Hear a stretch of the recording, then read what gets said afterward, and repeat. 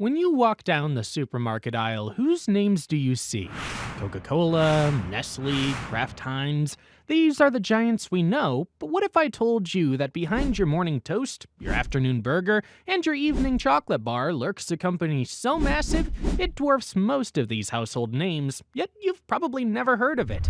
Meet Cargill. The company that literally controls what billions of people eat every single day. It's been around for over 150 years, operates in 70 countries, and generates more revenue than Apple or Amazon, yet it remains completely invisible to consumers. No flashy logos, no Super Bowl ads, no celebrity endorsements, just pure, concentrated power operating in the shadows. But behind this secrecy lie some deeply troubling practices, and today we're going to pull back the curtain on this empire. We'll explore how Cargill became so powerful, why it chooses to remain hidden, and what it means for our food system, our environment, and our wallets. Trust me, by the end of this video, you'll never look at a grocery store the same way again.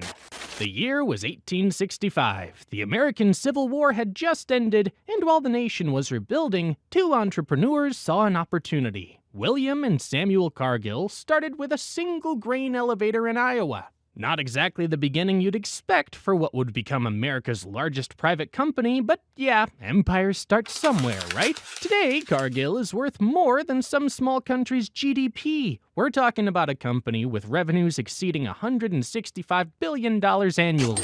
To put that in perspective, that's bigger than Netflix, Nike, and Starbucks combined. Yet if you ask 100 people on the street to name Cargill, maybe one would recognize it. Cargill isn't just big, guys. It's stupendously massive in multiple industries simultaneously. They control about 25% of the global grain trade. That means 1 in every 4 grains traded worldwide passes through Cargill's hands. They're also the world's largest beef producer, processing millions of cattle annually. They're in palm oil, cocoa, sugar, salt, financial services, and even industrial biotechnology. But unlike Apple or Google, Cargill is privately held. Not corporate preference, strategic invisibility. Being private means no quarterly earnings calls, no stockholder meetings, no annual reports for public scrutiny. The Cargill and Macmillan families, descendants of the founders, maintain control over this behemoth. Imagine having that kind of power without any public accountability. It's like being Batman, but instead of fighting crime, you're controlling what 7 billion people eat. The company operates through hundreds of subsidiaries worldwide, each with names you've probably never heard of. Diamond Crystal Salt, Honeysuckle White Turkey, Sterling Silver Beef. These are all Cargill brands hiding in plain sight.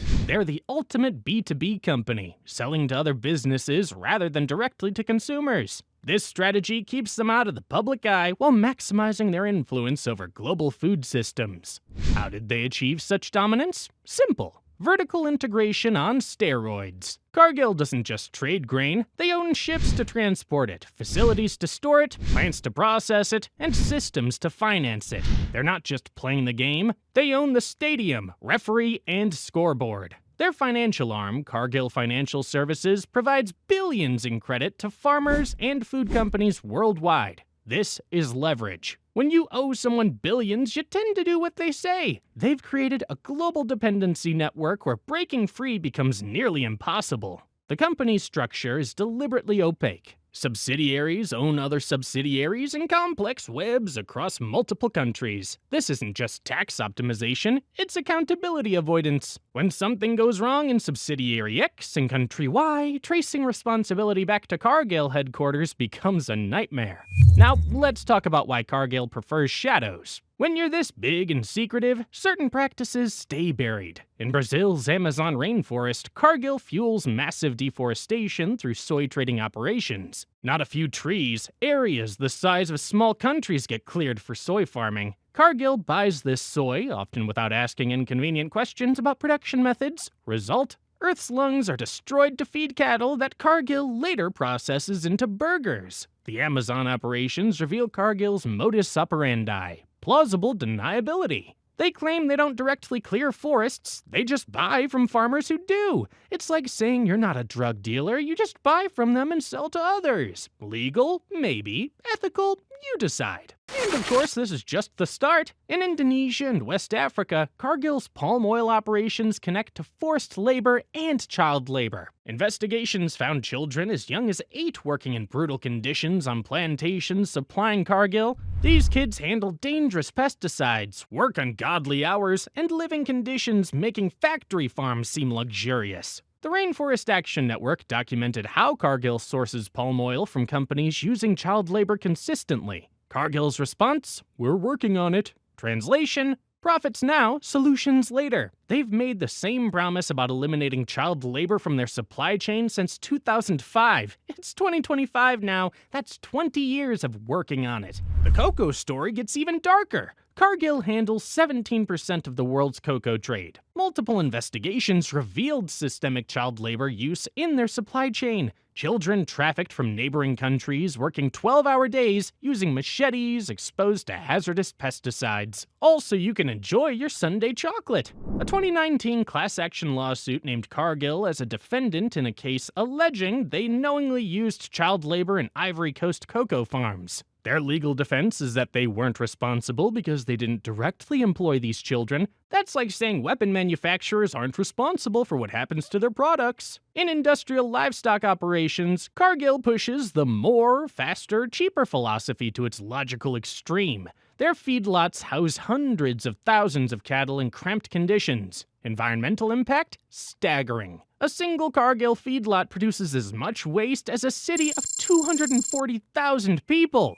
Workers in these facilities face dangerous conditions, with injury rates far above industry averages. During COVID-19, Cargill's meatpacking plants became super spreader sites. Workers fell ill and died, but Cargill initially resisted shutdowns. When forced to close, they reopened quickly with minimal safety improvements. Several wrongful death lawsuits were settled quietly, with sealed agreements preventing negative publicity. The saddest part of this story is that Cargill has the resources to do better. They've made commitments to sustainable practices, but these come with convenient loopholes. Now, interestingly, Cargill isn't just content to control markets, they want to control the rules too. The company spends millions annually on lobbying efforts worldwide. In the United States alone, they've spent over $12 million on lobbying in recent years. But that's just the tip of the iceberg. In Brazil, Cargill has been accused of using its political connections to weaken environmental regulations. They've lobbied against deforestation monitoring systems and opposed stricter penalties for environmental violations. During the 2018 Brazilian presidential election, Cargill quietly supported candidates promising to roll back environmental protections. When Jair Bolsonaro won and immediately weakened Amazon protections, Cargill's investments in Brazilian agriculture expanded dramatically. Coincidence? Sure. In Europe, where regulations are typically stricter, Cargill has fought against GMO labeling requirements and stricter animal welfare standards. They argue that such regulations would increase food cost. Never mind that they could easily absorb this cost given their massive profit margins. When scandals break, Cargill has a playbook that would make a crisis management firm jealous. First, downplay the issue. Isolated incidents, industry-wide problems. Second, deflect responsibility. We're just a trader. We don't control farming practices. Third, settle quietly. Pay just enough to make the problem go away without admitting guilt. The 2020 COVID-19 outbreaks at their meatpacking plants offered a perfect example. Workers were falling ill and dying, but Cargill initially resisted shutdowns. When forced to close, they reopened quickly as possible with minimum safety requirements. Several wrongful death lawsuits were settled quietly, with sealed agreements preventing negative publicity. Cargill's influence extends beyond direct lobbying. They fund agriculture research at universities, sponsor industry conferences, and provide experts for government committees. These subtle influences often matter more than direct lobbying. They shape how we think about food production and policy. The company maintains a stable of former government officials on payroll, ex-USDA officials, former trade representatives, one-time environmental regulators, all drawing salaries from Cargill after leaving public service. The revolving door spins particularly fast when it comes to agriculture policy.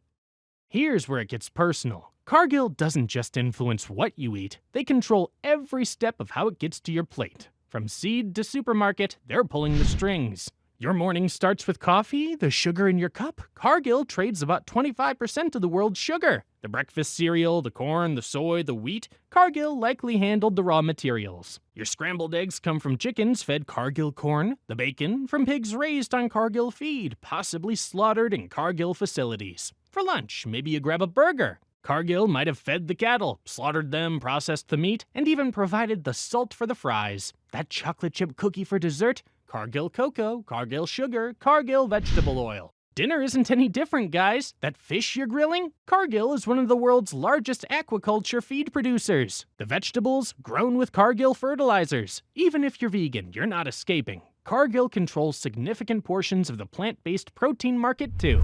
McDonald's gets beef from Cargill's Excel Corporation. Those chicken nuggets, Cargill salt preserves them. The fries, Cargill oil cooks them. Even the ketchup contains Cargill processed tomatoes. You're not just eating at McDonald's, you're eating at Cargill. This vertical integration allows Cargill to profit at every stage of food production. They're not just middlemen anymore, they're the entire middle. When food prices spike, Cargill benefits whether prices go up or down because they are positioned on all sides of the market. The company has also mastered the art of price manipulation. By controlling such large portions of global grain supplies, they can influence prices through strategic buying and selling. During the 2008 food crisis, while millions faced hunger due to soaring food prices, Cargill's profits increased by 86%. Perhaps the most troubling aspect of Cargill's dominance is how it perpetuates a broken food system. They've created a model where efficiency and profit trump everything else. Environmental sustainability, worker welfare, animal rights, even food quality. Consider how Cargill has transformed agriculture. They promote monoculture farming, vast areas growing single crops. This approach maximizes efficiency and profits, but devastates biodiversity and makes crops vulnerable to disease.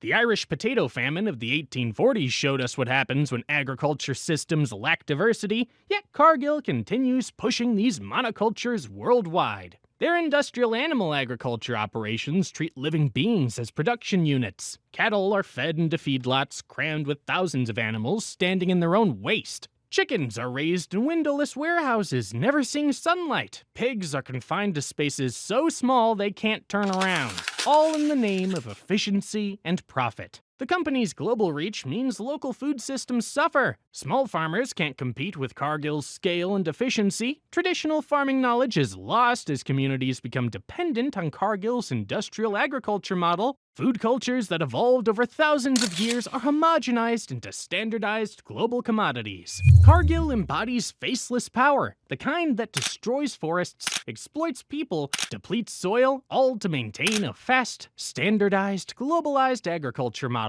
Cargill's beef processing monopoly, shared with just 3 other companies, controls 85% of the market. It's the hidden link in a toxic food system. Cargill's control extends to the genetic level. They're heavily involved in plant breeding and biotechnology, working to create crops that fit their industrial system rather than adapting their system to natural biodiversity. It's like rewriting the book of life to maximize profit margins. The environmental cost of this system is staggering. Industrial agriculture is one of the largest contributors to greenhouse gas emissions, water pollution, and biodiversity loss. Cargill's operations produce millions of tons of greenhouse gases annually, yet they've consistently opposed meaningful climate actions that might impact their profits. They receive billions in government subsidies for corn production, then use that subsidized corn for cattle feed. Taxpayers are literally paying Cargill to destroy the environment while making food more expensive. So, what can we do about this invisible giant that controls so much of what we eat?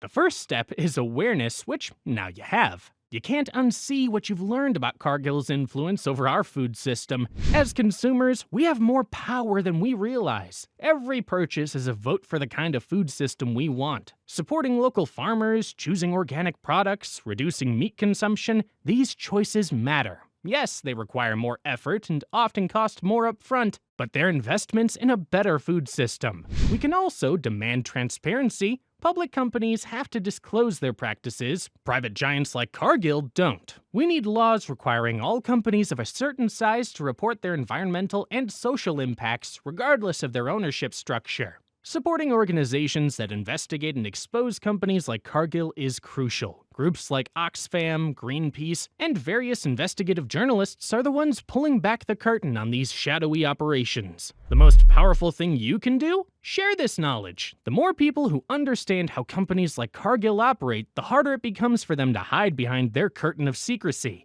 They thrive on invisibility. Let's make them visible. Cargill may be the puppet master behind your plate, but you're not powerless. Every time you choose what to eat, you're choosing what kind of world you want to live in. And now that you know who Cargill is, you can make that choice with your eyes wide open. Remember, just because something is invisible doesn't mean it's not there. Sometimes the most powerful forces are the ones we never see until we start looking. Now that you're looking, what will you do with what you've seen? Do you think companies like Cargill should be forced into the public eye? Would you pay more for ethical food if it meant real change? And now that you've seen how deep this goes, what will you do differently? Let's debate in the comments below. I read every one of them. Before you go, if you haven't yet, check out our video on Bayer, another multinational corporation equally skilled at hiding harmful practices behind a respectable facade. See you there.